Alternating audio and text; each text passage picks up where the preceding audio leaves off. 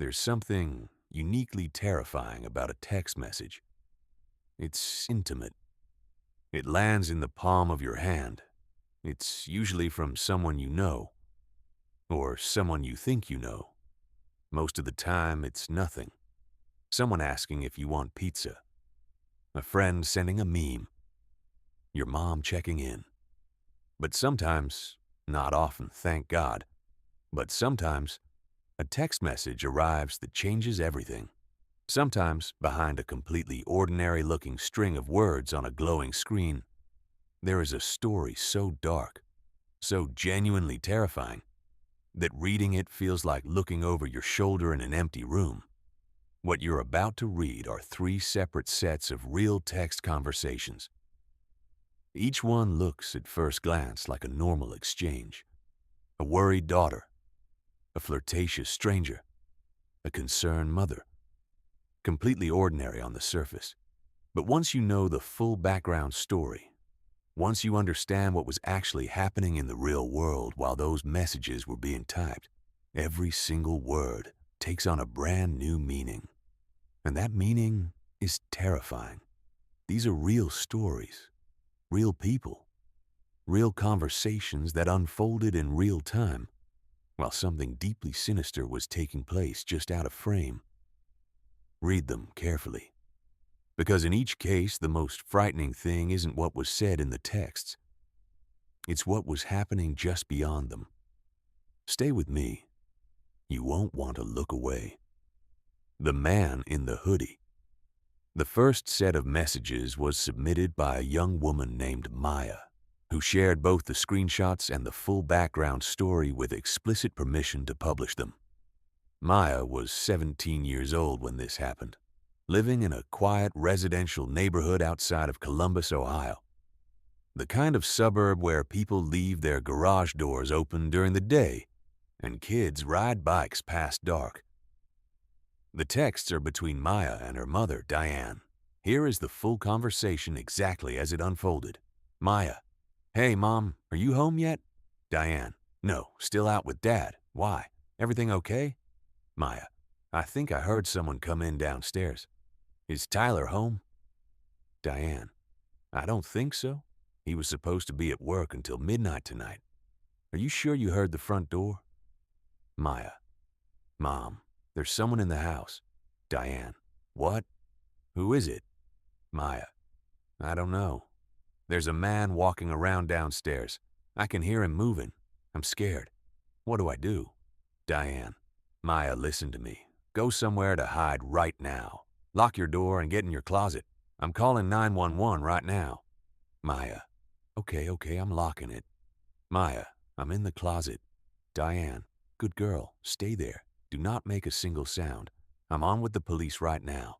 They're on their way. Do you still hear him?" Maya: "Yes, he's still downstairs, I think." Diane: "Stay completely still. You're going to be okay. They're almost there." Maya: "Mom." Maya: "He's at my door." Maya: "He's trying to open it." Diane: "Maya, please do not make any sound. The police are almost there. Just breathe. You're okay. Stay quiet." Diane: "Maya, the police just pulled up. Are you okay?" Diane: "Maya, please answer me." Diane: "Maya." There it is, a perfectly ordinary-looking string of messages between a teenage girl and her mom. But now let me tell you exactly what was happening in the real world while those messages were being sent, because that's what makes this so much worse. The background. It was a Tuesday night in early November. Diane and her husband were out celebrating their anniversary at a restaurant about 20 minutes from home.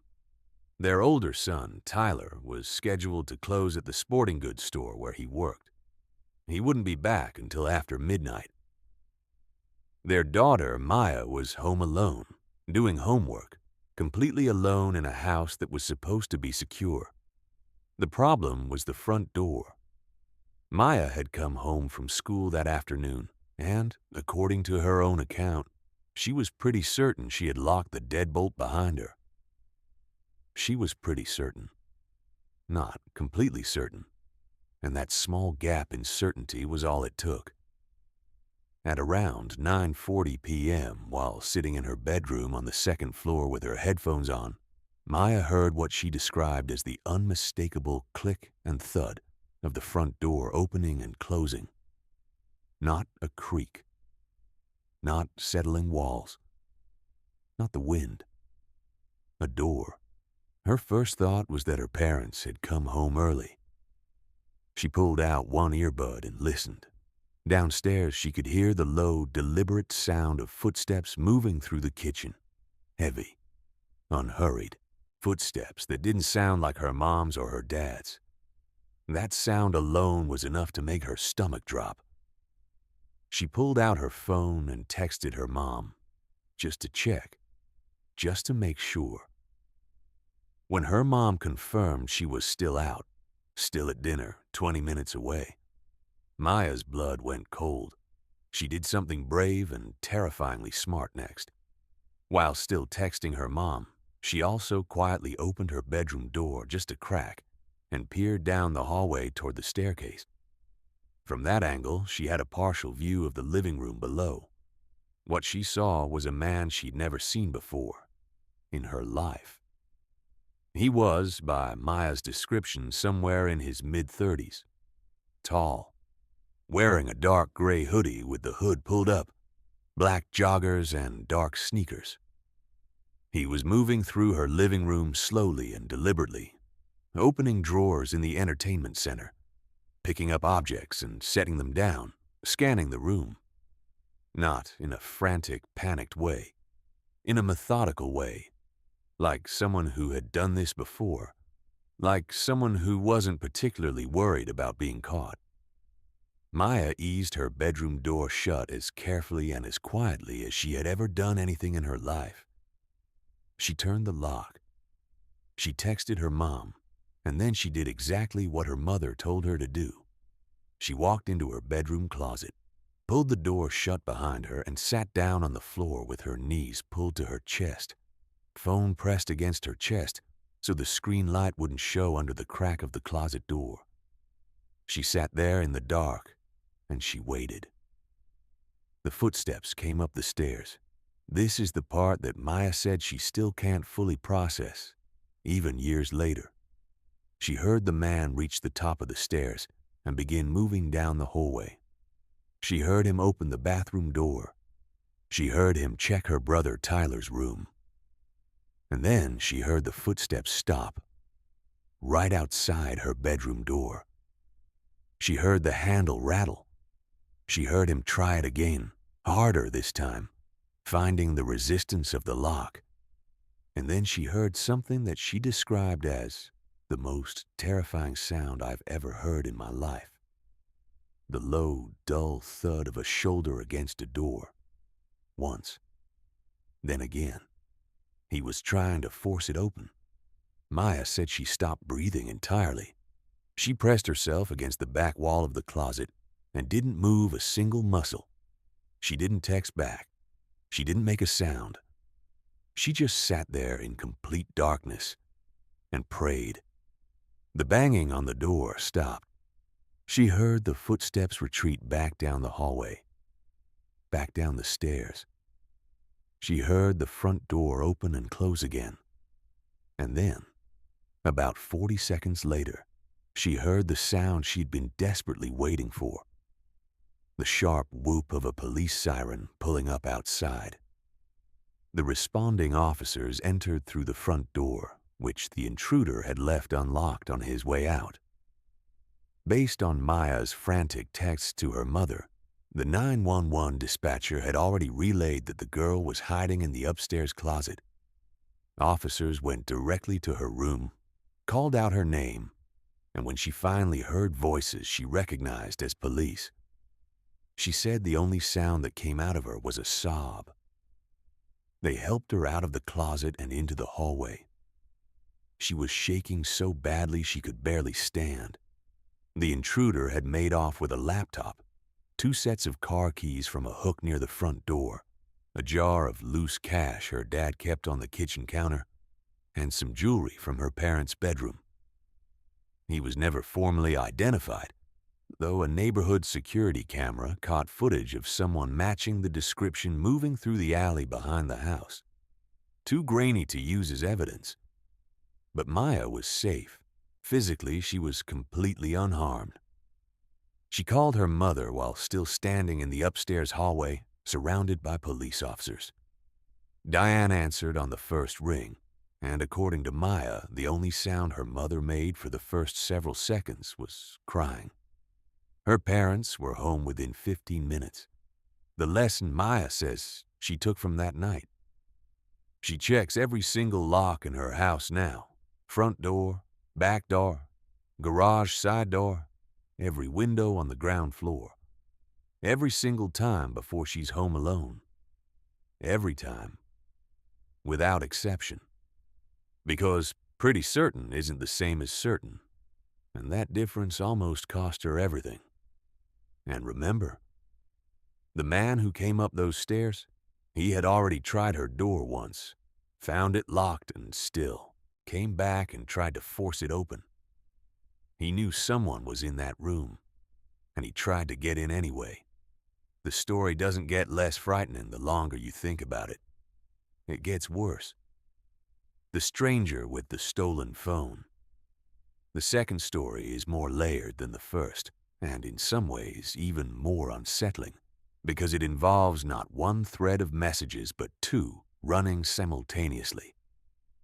It was submitted by a young woman who asked to remain anonymous. For the purposes of this story, we'll call her Chloe, a college sophomore living in Nashville, Tennessee. The other people involved are a guy named Tyler, someone Chloe knew casually through a mutual friend group, and Chloe's best friend Brooke, who was also part of that same social circle. The first thread is between Chloe and whoever was texting from Tyler's number. The second is between Chloe and Brooke, happening at the exact same time. Let's start with the Tyler thread, which is where everything begins. Tyler, or so Chloe thought. Hey, you, Chloe. Hey, what's up? Tyler. Nothing much, just bored. What are you doing tonight? Chloe. Honestly, nothing. My roommate went home for the weekend, so I've just been watching stuff. Tyler. Nice. Want some company? I could come by Chloe. Lowell, maybe. Aren't your parents home, or are you at your place? Tyler. Nope, no one's here. Was thinking I'd come to you, though, if that's cool, Chloe. I mean, sure. I'm not dressed or anything, though. LOL, so give me a minute. Tyler, take your time. What's the address? Chloe. Sends address. Tyler. Cool. I'm leaving in like 10. Chloe. Wait, no, don't leave yet. I need more time than that. LOL, Tyler. Lowell already heading out. Tyler's side of the conversation goes read receipt only.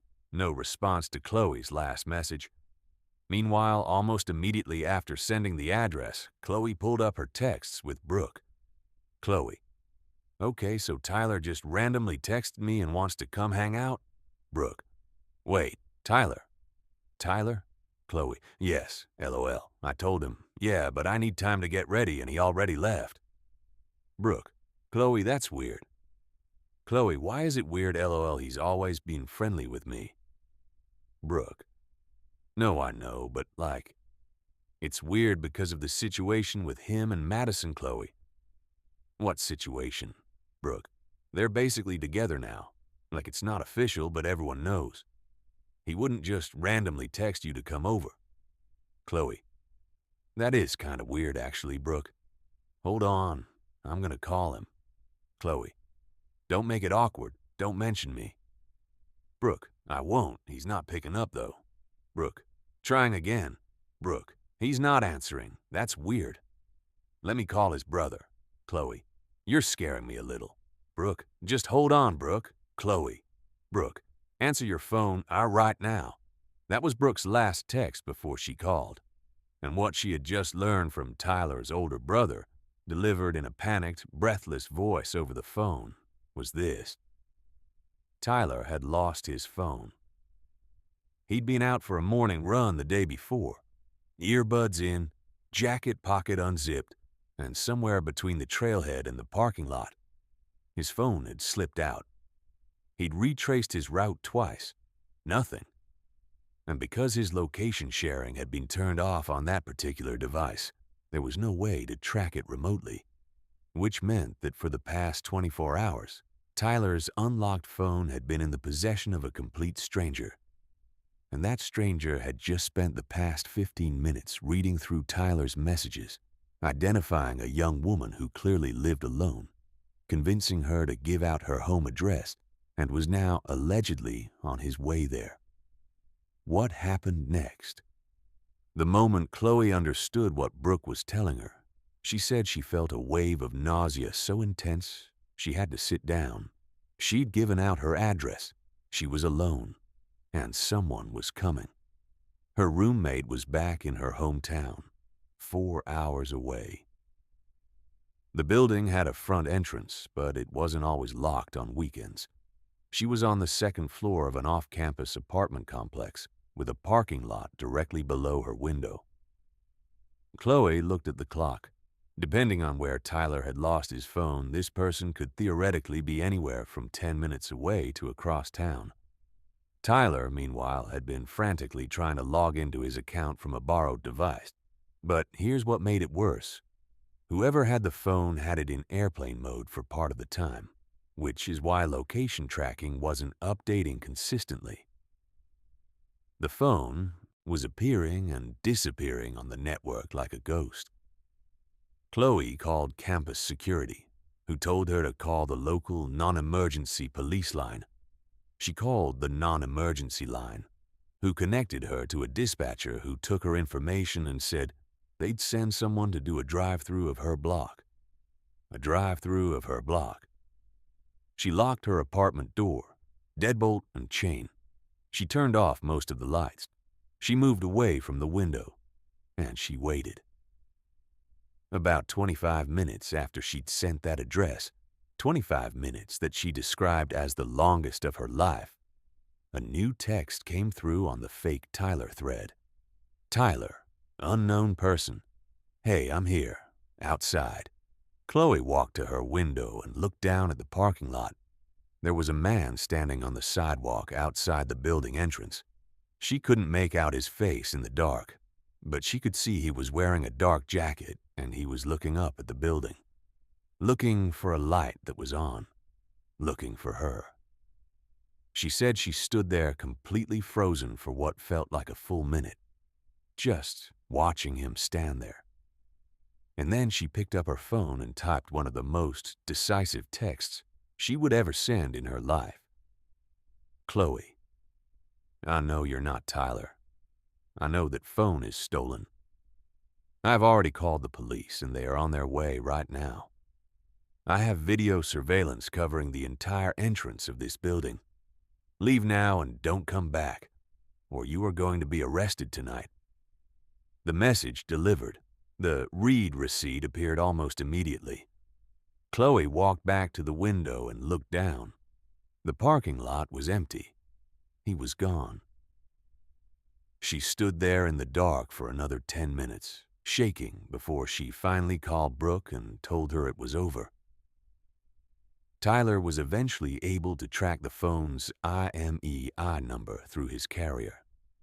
Since the device had been used in what was now officially a criminal matter, with Chloe's report to police, the threatening nature of the approach, and the evidence of deliberate deception, law enforcement was able to work with the carrier to trace the phone's activity.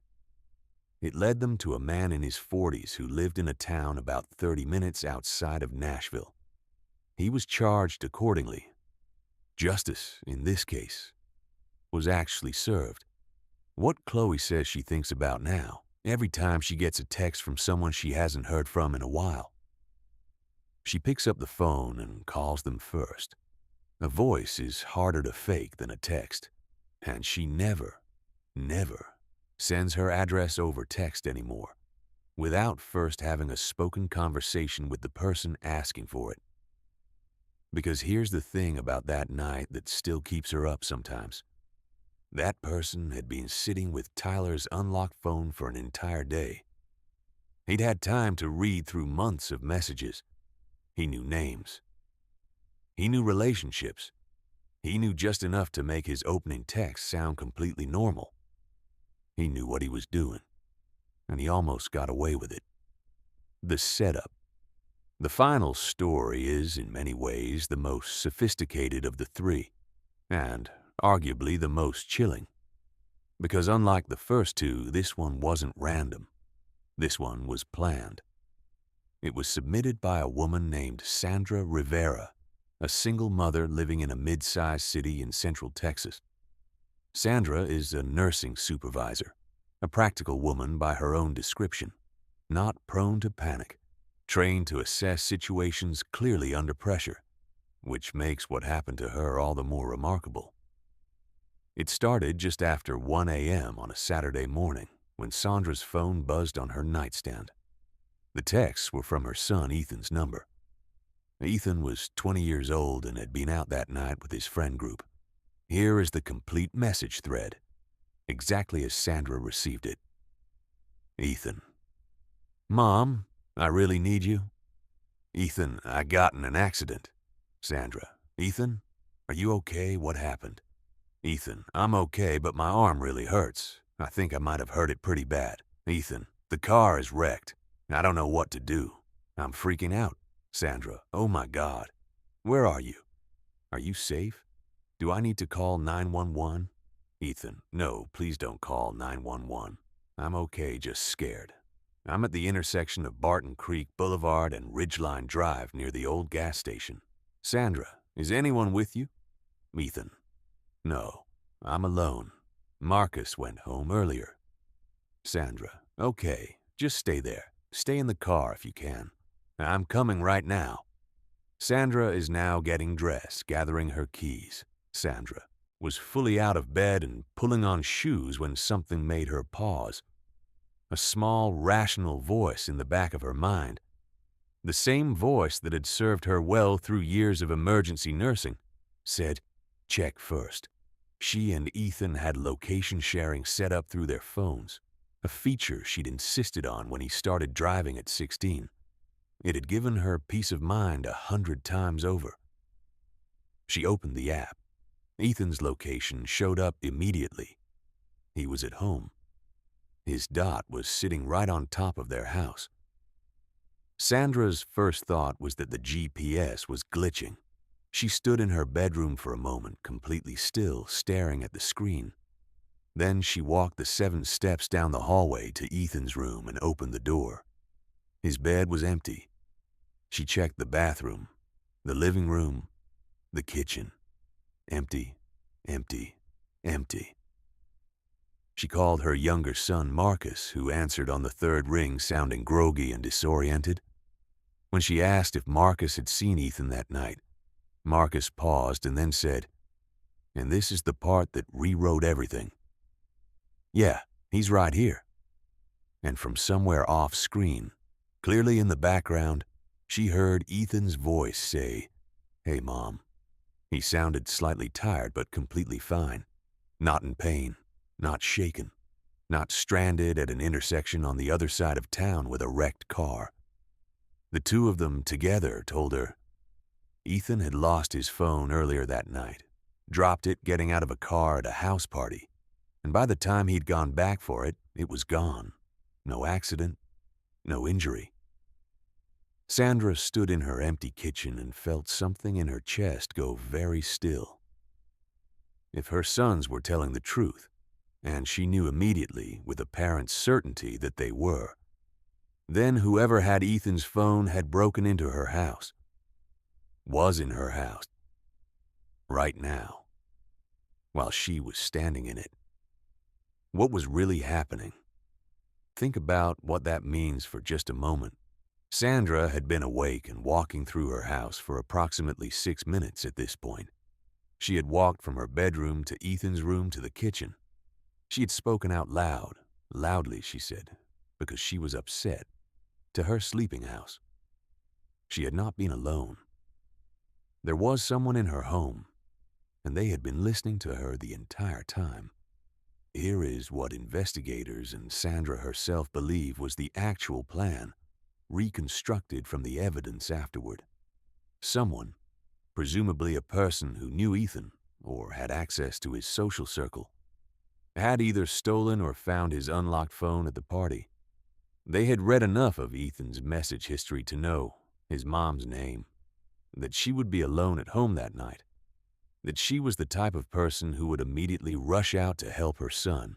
The texts were designed to get Sandra out of the house. The intersection was specific. The detail about the hurt arm was specific. The instruction to not call 911, subtle but deliberate, was there to keep emergency services out of the picture.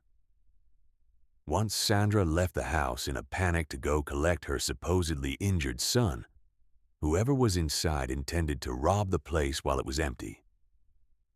They hadn't counted on her checking the location app, and they definitely hadn't counted on the fact that Sandra, when she realized something was wrong, did not scream or run or freeze.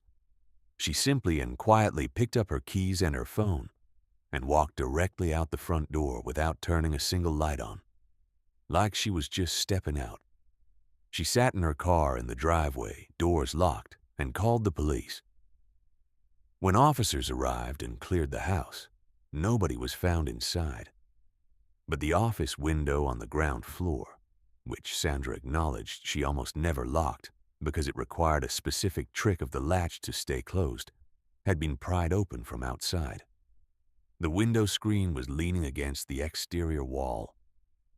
Muddy footprints led from outside the window to the interior of the room. Someone had come in through that window.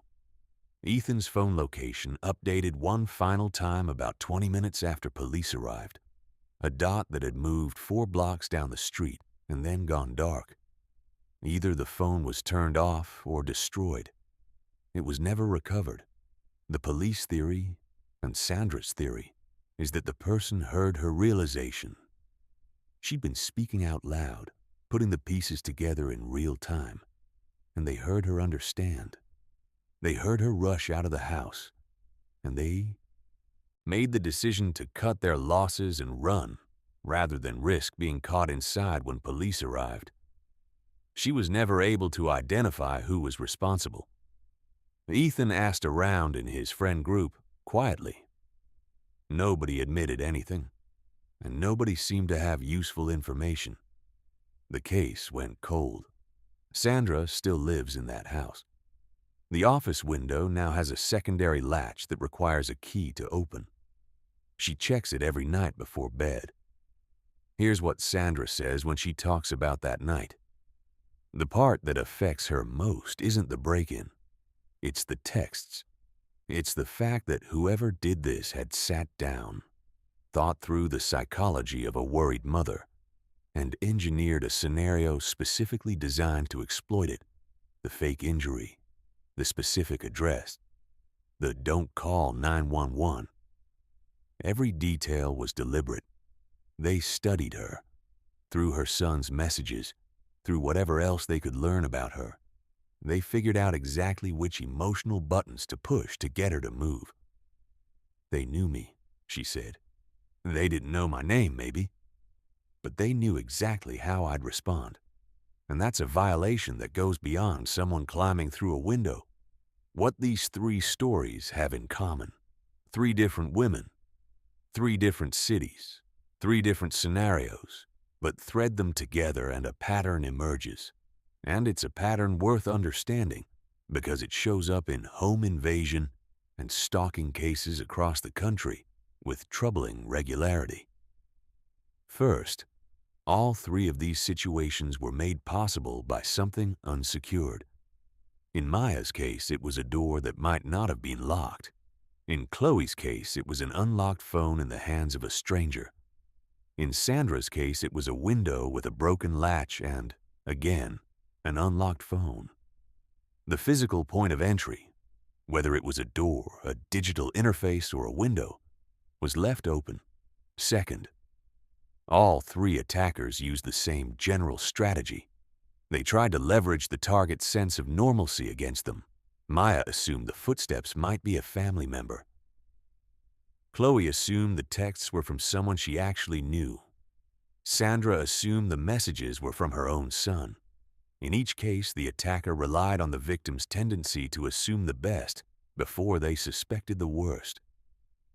Third, and this is the most important one, all three of these women survived, physically unharmed, because at some point they stopped assuming and started questioning. Maya locked her door. Chloe reached out to a friend who felt something was wrong. Sandra checked the location app before she walked out the door. The margin between those outcomes and something far worse is razor thin. In Maya's case, it was a locked bedroom door. In Chloe's case, it was a single conversation between two friends who thought something felt off. In Sandra's case, it was a mother's instinct to double-check before acting. Those margins matter. Those instincts matter. Practical takeaways, not abstract, not preachy, just real. Lock your doors, all of them, every time. Especially when you're home alone, especially at night, and especially the ones you've locked 1,000 times before and stopped thinking about. The front door that you pretty certainly locked is not the same as the front door you definitely locked. Put a passcode on your phone, a strong one.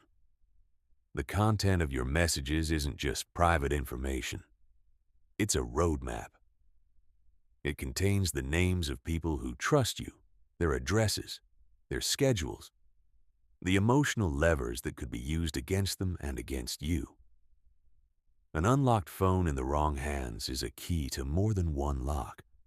And trust the instinct that says something is wrong.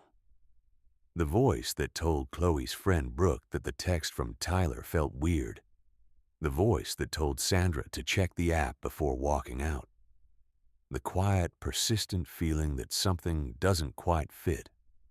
That voice exists for a reason. It has always existed for a reason. In each of these stories, the people who listened to it came out the other side. In each of these stories, the people who almost ignored it still make that same choice the moment they heard it. Over and over in their heads. Don't ignore it. Author's note. These three accounts were submitted with consent and have been reconstructed based on the text, screenshots, and written accounts provided by the individuals involved. Names and some identifying details have been changed to protect the privacy of those who requested anonymity. The core facts of each story, the text conversations, the sequence of events, the outcomes, are presented as accurately as the submitted material allows. If any of these scenarios resonates with a situation you are currently experiencing or have experienced, please reach out to local law enforcement. If you believe you are in immediate danger, call 911. The three stories you just read were submitted voluntarily by people who wanted others to learn from what they experienced.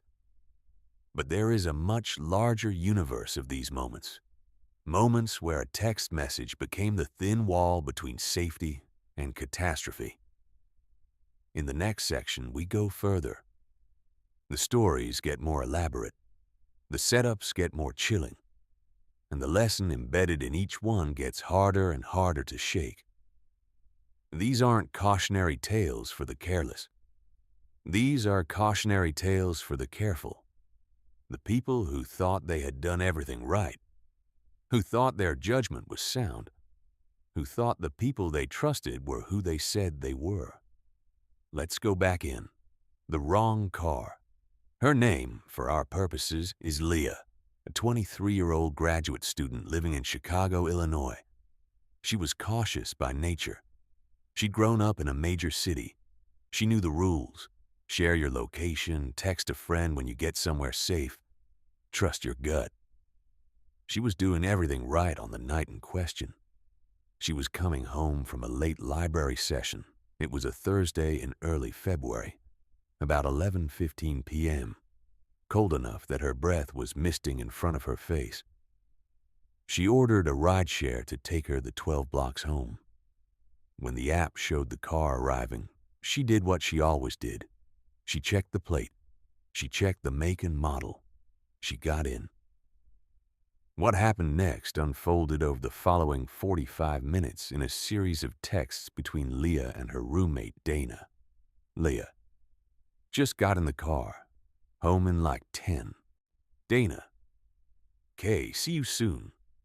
Leah: "Wait, the name on the app says Kevin, but this guy just told me his name is something else. He said Kevin is his brother, Dana. That's weird." Leah: "Right? He says Kevin lets him use the account sometimes. Is that a thing?" Dana: "No, I don't think that's allowed." Leah: "We're going the wrong way." Dana: "What?" Leah: "He turned away from my address. I'm watching the map. We should have gone left." Dana: "Leah, get out of the car right now." Leah: "We're on the highway now." Dana: Leah: "I told him he went the wrong way. He said there's construction on my street and he's rewrote." Dana: "Is there construction on your street?" Leah: "I mean, there has been." "I'm not sure, Dana. Do not assume that. Call 911 right now and tell them you're in a rideshare going the wrong direction." Leah: "I feel like I'm overreacting." Dana: "You are not overreacting. Call them right now. Put them on speaker quietly." Leah: "Okay, I'm calling Leah. They put me on hold." Leah: "Dana, we just stopped at a gas station. He got out to use the bathroom." Dana: "Lock the car doors from the inside. Right now. And get out if you can. Get somewhere with people." Leah: "There's a woman at the pump right next to us." Dana: "Go stand with her right now. Tell her what's happening." Leah: "Okay, I'm out." Leah: "I'm standing with her. I told her she's staying with me."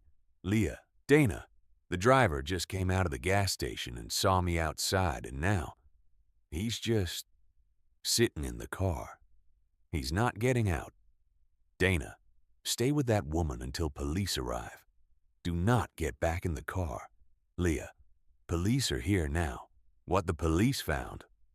When officers approached the vehicle and ran the plate, they discovered that the car was registered under a name that matched neither Kevin nor the alternate name the driver had given Leah. The driver could not produce consistent identification or a valid registration explanation. He was detained for questioning. During the investigation that followed, it was determined that the account on the rideshare platform had been accessed using compromised login credentials. Essentially, a legitimate user's account had been hacked, and this individual had been driving under that account for several days. The driver was not formally charged with anything related to Leah's ride. There was no definitive evidence of intent beyond the inconsistencies, but the account was permanently deactivated and the case was flagged for ongoing review as part of a larger investigation into fraudulent rideshare activity in the area. Leah got home safely that night, driven by one of the responding officers. What she thinks about now, the moment she almost didn't text Dana. She almost put her phone away after the first message. She was tired. She didn't want to seem paranoid. She was 12 blocks from home and it was cold and she just wanted to get there. Instead, she kept texting. In that thread of messages, banal, uncertain, not sure if I'm overreacting, became the record that got her out of that car. The neighbor. This one comes from a man. We'll call him Derek, mid-40s, living in suburban Atlanta, Georgia. And it's a reminder that these stories don't only happen to young women in cities. They happen in quiet neighborhoods, to people who thought they knew who lived around them. Derek had lived in his neighborhood for 11 years. He knew most of his neighbors by sight, a handful by name. There was one household 2 doors down, a rotating cast of roommates in a rental property that he'd paid less attention to over the years. People came and went. One afternoon in late spring, he received a text from an unknown number. Unknown. "Hey Derek, it's Connor from down the street. My car's dead, and I need a jump. Any chance you have cables?" Derek: "Hey, sure. Give me a few minutes and I'll come down." Unknown: "Actually, could I just come to you? I've got a friend coming to help me move it, but I need to run inside to grab something first and I don't have my key." Could I come in and use your bathroom while I wait? Derek. Sure, I guess. Give me a sec to get to the door. Unknown. Thanks, man. Hey, sorry to ask, my phone's basically dead too. Could I borrow your charger while I'm there? Derek. Yeah, no problem. At this point, Derek started walking toward his front door. And then his wife, Carol, who had been listening from the kitchen, said 2 words. Which Connor? Derek stopped. He didn't actually know which Connor. He'd assumed it was the guy who'd lived down the street for about a year. But now that he thought about it, he couldn't actually place the number. And he couldn't remember if Connor had his number. He texted back, Derek, hey man, just double checking. Remind me how you got my number? I want to make sure I have you in my contacts right. Unknown. Read receipt, no reply. Derek stood at his front door and waited. Nobody came. He called the non-emergency line and reported the exchange. An officer swung by the rental property, which happened to be empty. According to the property manager, the unit had been vacant for 3 weeks. The last tenant, who had indeed gone by the name Connor, had moved out the previous month. The number traced to a prepaid phone. It was never identified. What the responding officer told Derek, and what Derek found deeply unsettling, was that this was a known social engineering technique. Someone, possibly casing the neighborhood, possibly already with access to some basic resident information, was using it to get into houses. The battery-dead car was the opener. The key excuse was the legitimizer. The charger was just a reason to get inside and look around. And it almost worked on a man who had lived in his neighborhood for over a decade, because someone had done just enough homework to know his neighbor's name. The long game. This last one is different in tone from the others. There's no single dramatic night. There's no intruder caught in a bedroom hallway. It's slower than that. Colder. It was submitted by a woman we'll call Rachel, who works in financial services in Seattle, Washington, and who spent approximately 4 months in a situation she didn't fully understand until it was almost too late. It started with a text from a number she didn't recognize. Unknown. Hi, Rachel. It's Stephanie from the Lakeview conference last fall. I don't know if you remember me. We had coffee at the morning session. I got your number from the attendee list. Rachel. Oh, of course. How are you? How's everything going?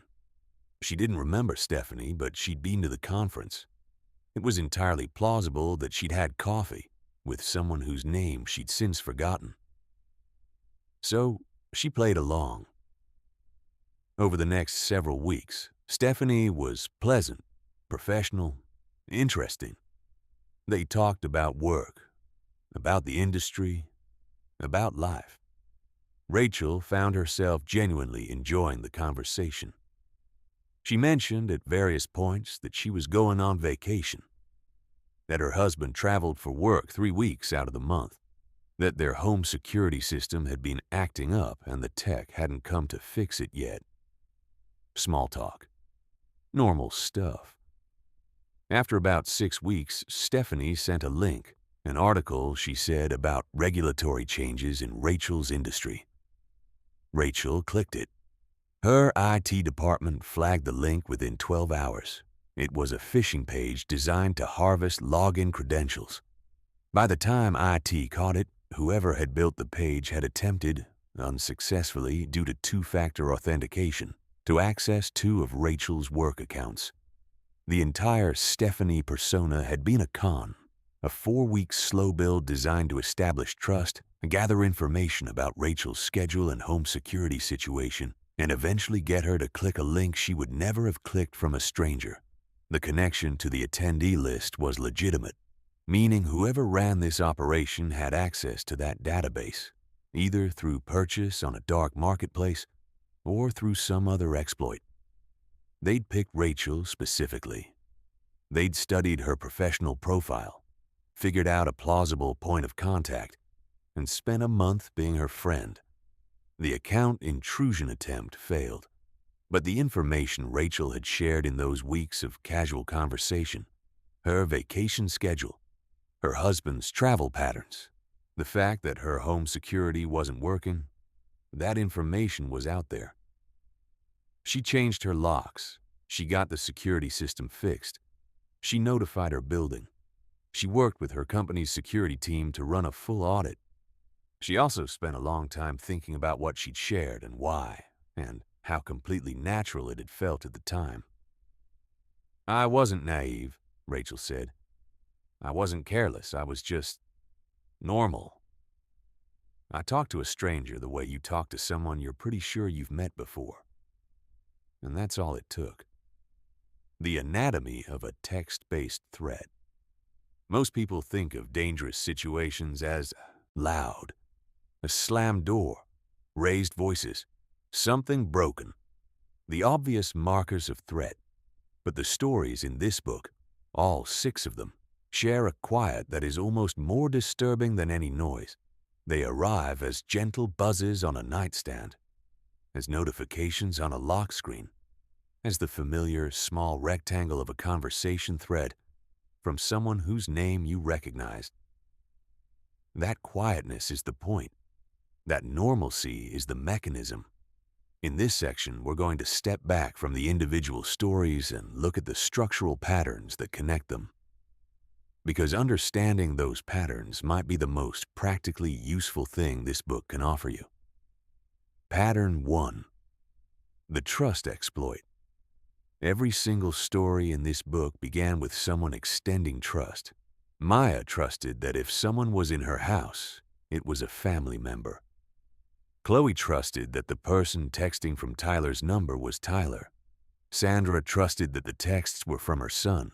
Leah trusted that the driver in the right car was the right person. Derek trusted that the number belonged to someone he knew. Rachel trusted that a familiar professional context made a stranger safe. This is not stupidity. This is humanity. Trust is a feature, not a bug. It's how we move through daily life without being paralyzed by suspicion of everyone and everything. The problem is that the same feature that makes us functional and open and connected also makes us exploitable. The attackers in each of these stories understood this at some level. They didn't force entry through pure brute violence, though some of them were willing to try. They started by fitting themselves into the landscape of normalcy. A family member coming home, a text from a friend, a concerned message from a son, a casual message from a neighbor, a friendly follow-up from a conference acquaintance. The entry point wasn't a lock. It was an assumption. Pattern 2. The incremental escalation. Look at how each of these situations evolved. None of them began with the most alarming element. They started small and escalated. An unknown footstep, a flirtatious text, a car accident story, a direction change on a map, a need for jumper cables, a professional connection. Each opening was low stakes, low alarm, manageable, and each one required the target to make a small, reasonable-seeming decision. Do I respond? Do I engage? Do I assume the best? In most cases, the right response to the opening gambit, responding to your mom's question, texting a friend about a cute guy who texted, getting in a car you already ordered, is completely normal. There was nothing inherently wrong about those initial choices. The danger was in the sequence, not the single step. This is why pattern recognition matters more than any single rule. Never get in cars with strangers is useful. But Leah wasn't getting in a car with a stranger. She was getting in a car she'd ordered through an app, which matched the plate and the model. The danger was in the escalation. The wrong name, then the wrong direction, then the wrong exit. The skill that saved each of these people wasn't a single alarm. It was someone, at some point, tracking the accumulation of small wrongnesses and refusing to explain each one away in isolation. Pattern 3. The emergency override notice. How many of these scenarios incorporated urgency as a tool? The man in Maya's house created urgency through his physical presence. The person with Tyler's phone created urgency by leaving before Chloe was ready. Sandra's intruder created urgency through a fake emergency. The rideshare driver created urgency by already being on the highway. The neighbor created urgency through a dead battery and an impending friend with a tow truck. Urgency is one of the most effective cognitive tools available to a bad actor because urgency suspends careful thinking.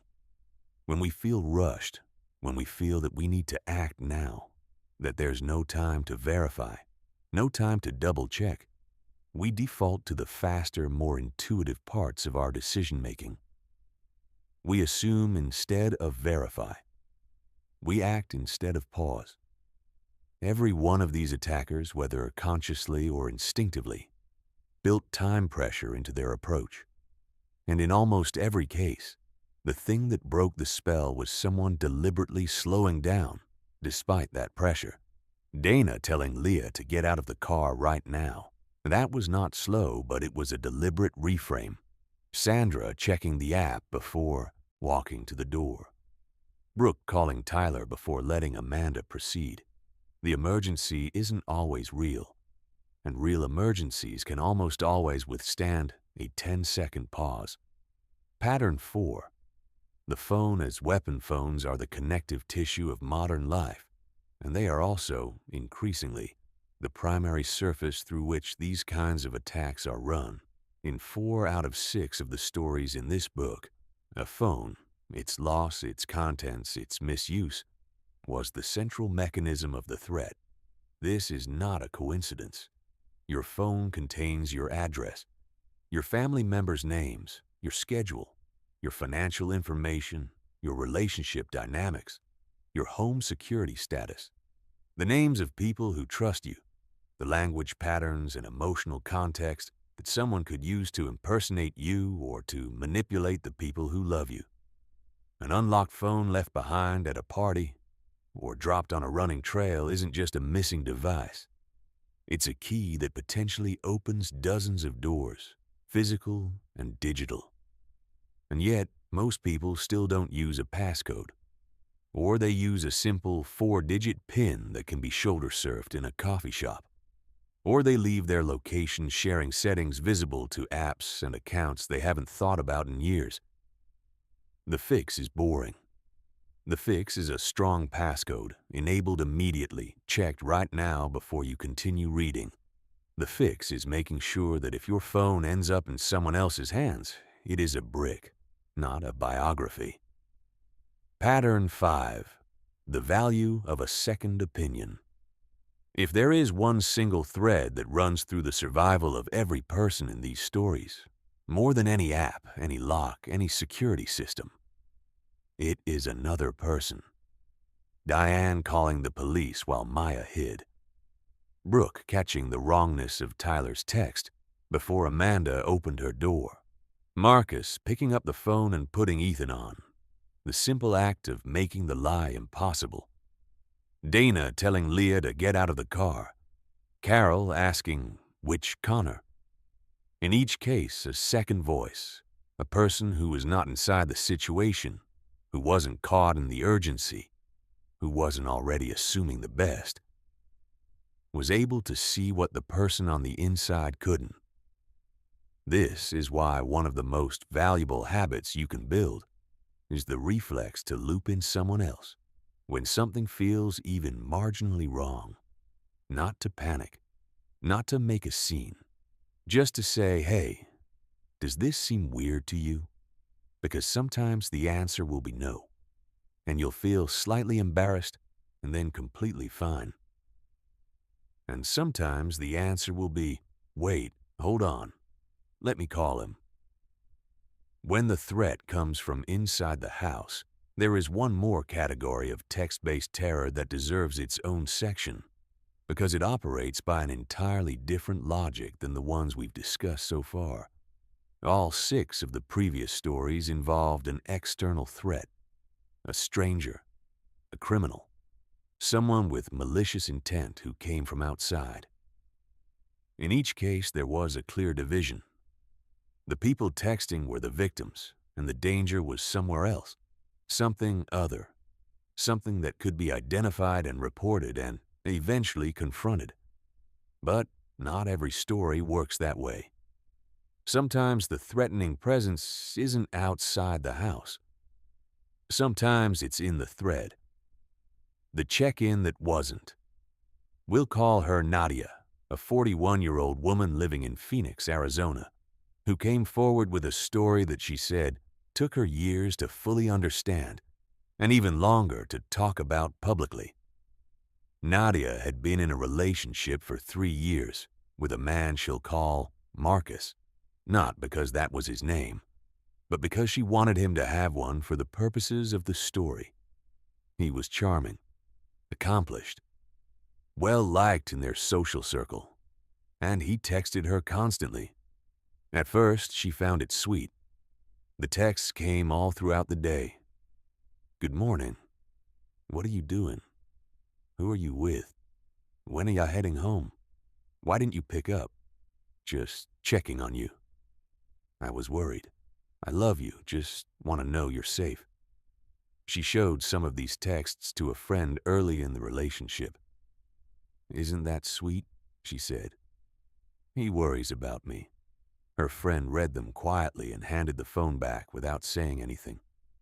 Over time, the texture of the messages changed. They became more frequent, more insistent. The language shifted from, I miss you to, why haven't you answered in the span of a single unanswered hour?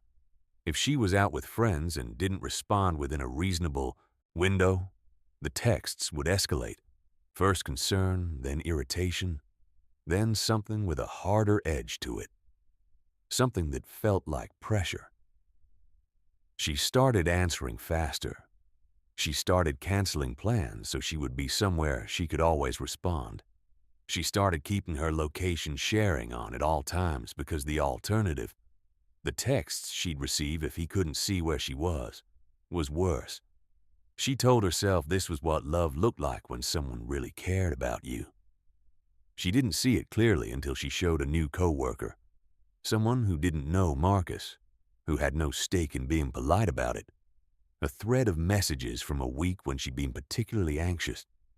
The coworker read through the thread, handed it back, and said something that Nadia said she still thinks about every single day. This isn't someone who loves you. This is someone who's afraid of you being anywhere he can't see. This is a different kind of frightening text story. There's no intruder, no stolen phone. No one tries to break down the door. But the door was being locked all the same. From the outside, the control documented in that text thread, the monitoring, the pressure, the incremental narrowing of her world until her primary concern was always and only managing his anxiety about where she was and who she was with, is a pattern that shows up in coercive control situations with extraordinary consistency. Researchers and advocates who work in this space call it digital coercive control, and it is documented extensively in domestic violence literature. The texts that looked like love were a mechanism of surveillance. Nadia is no longer with Marcus. She has been in therapy. She is doing well, she says, though doing well took longer than she expected and looked different than she thought it would. What she wants people to take from her story is simple. A text that makes you afraid to not respond is not a loving text. A pattern of messages that makes you cancel plans, change your behavior, or feel monitored is not affection. It is architecture, and it is worth looking at clearly. What to do when you think something is wrong. You've read through 7 stories at this point. You've seen how these situations unfold. The slow escalation, the small wrongnesses that get rationalized away. The moments where a single decision changed everything. This section is practical. It's a reference you can actually use if you're home alone and hear or see something that shouldn't be there. Don't investigate. This is the most common mistake, and it's completely understandable. Your instinct might be to go check, to confirm that you're not being ridiculous. Resist it. The small chance that you're overreacting is worth far less than the alternative. Get to a room you can lock. A locked door between you and a potential intruder buys time. It also signals to the intruder that forcing the issue will create noise and delay, which most opportunistic burglars don't want. Call 911 silently if you can. Most carriers allow 911 to be dialed with the phone locked. Text 911 is available in most major U.S. cities and counties. Text someone your location and situation.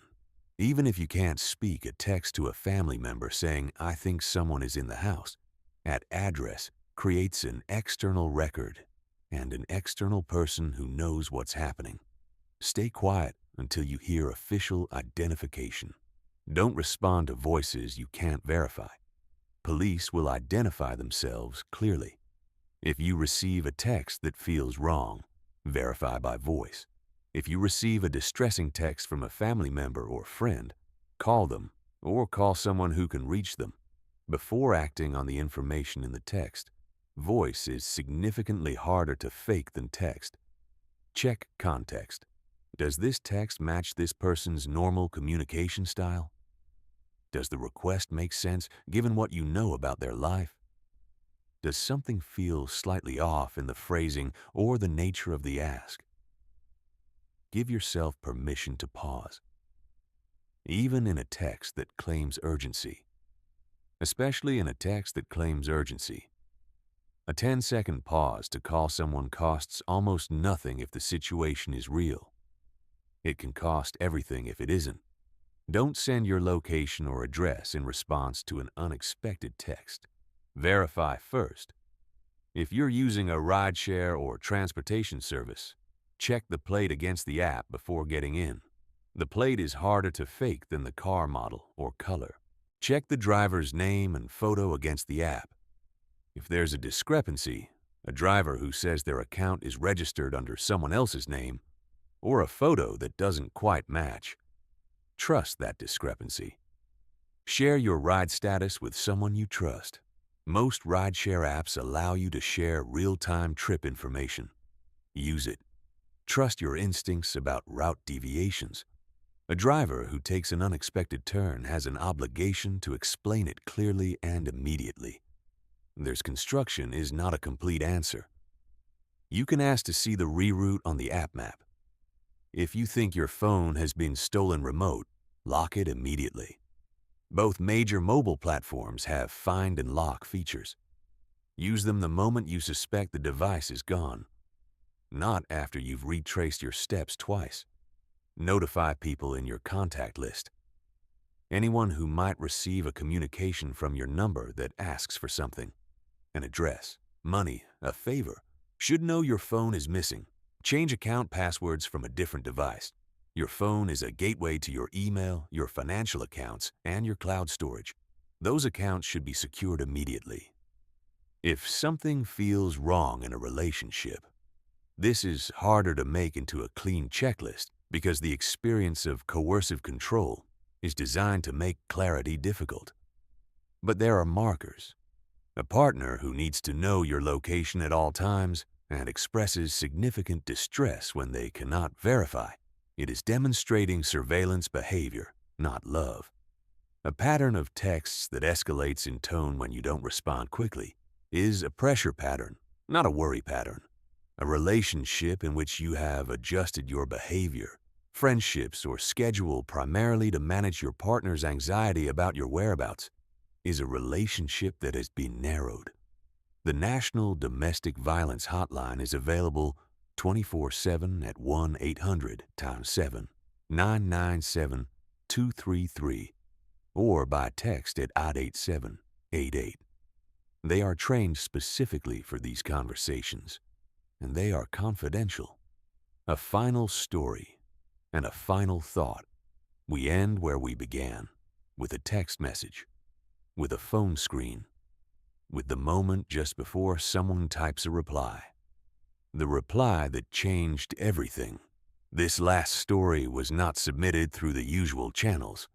It came from a man, we'll call him James, a retired firefighter in his early 60s living in rural Vermont, who emailed because he said he'd been carrying this story for a long time and wanted to give it somewhere to land. His daughter, Sophie, was 19 when it happened. She was a freshman at a university about 2 hours from home, living in a dormitory, adjusting to her first year away. She was independent, self-sufficient, careful. Careful, James emphasized, the way you emphasize a word you've spent years turning over in your mind. She got a text one night in October from a number she didn't recognize. Unknown. Hey, is this Sophie? Sophie. Yeah, who's this? Unknown. Hey, I'm a friend of your roommate's. I think she left her jacket in my car after the party last weekend. Just wanted to return it. She said it was okay to text you. Sophie. Oh, okay. She's not here right now, but I can pass along the message. Unknown. Actually, I'm right outside the building. Any chance you could just buzz me in? I can leave it at the front desk. Sophie. Oh, our front desk isn't staffed at this hour. I can come down and grab it if you want. Unknown. That would be amazing. Thank you. Sophie was halfway to the elevator before something made her stop. She couldn't identify it at the time. It wasn't a single flag, she said. Nothing she could point at and name. It was just a feeling, a slight wrongness. She sent one more text. Sophie. Actually, I'm going to text her first to confirm. What's your name so I can ask her? Unknown. No reply. She never heard from that number again. She texted her roommate, who said she hadn't been at any party the previous weekend and hadn't given anyone Sophie's number. Sophie never went downstairs. James found out about it weeks later on a phone call home, when Sophie mentioned it almost in passing as an odd thing that had happened. He said he had to sit down. He's thought about it many times since. The particular narrowness of it. His daughter, alone in a dormitory at night, 2 hours from home, nearly opening a secure door to a stranger she had no reason to question because the framing was so normal. A jacket. A friend of a friend. A quick favor. And the thing that stopped it, the thing that sent an unknown person with unknown intentions back into the dark, was a text. A question. What's your name so I can ask her? That's it. That's the whole story. There's no police report, no arrest, no dramatic resolution. Just a girl who listened to a feeling she couldn't name, asked one careful question, and decided to wait for an answer that never came. James wanted to share the story because he said he wants parents to tell their kids about it, not to frighten them. They're already frightened enough by the world. But to tell them that the feeling Sophie had, that quiet, something is wrong that she almost explained away, that feeling is worth listening to. That it doesn't have to be rational, that you are allowed to pause, to check, to ask one more question, even when everything seems fine, especially when everything seems fine. She was careful, James wrote. She'd always been careful. But careful doesn't mean invulnerable. It just means that when the moment came, she had practiced noticing. And she noticed. 8 stories, 8 moments where the ordinary surface of a text message concealed something that could have ended very differently. None of the people in these stories were reckless. None of them were foolish. They were going about their lives, being daughters, being students, being mothers, being neighbors, being friends, when someone or something tried to use the fabric of that ordinary life against them. And in every single case, what protected them, what made the difference, however thin, was attention. A second voice, a paused assumption, a question asked before a door was opened. We live in our phones now. We trust what arrives on our screens in ways we don't always consciously choose. That trust isn't wrong, but it is worth examining. It is worth the occasional 10-second pause. The single follow-up question. The call before you get in the car. The lock you check before you assume it's locked. The stories in this book are real. The people in them are real. And the one thing each of them would tell you, if you sat down and asked them directly, is this. The moment you feel something is wrong is the most important moment. Don't explain it away. Stay safe out there.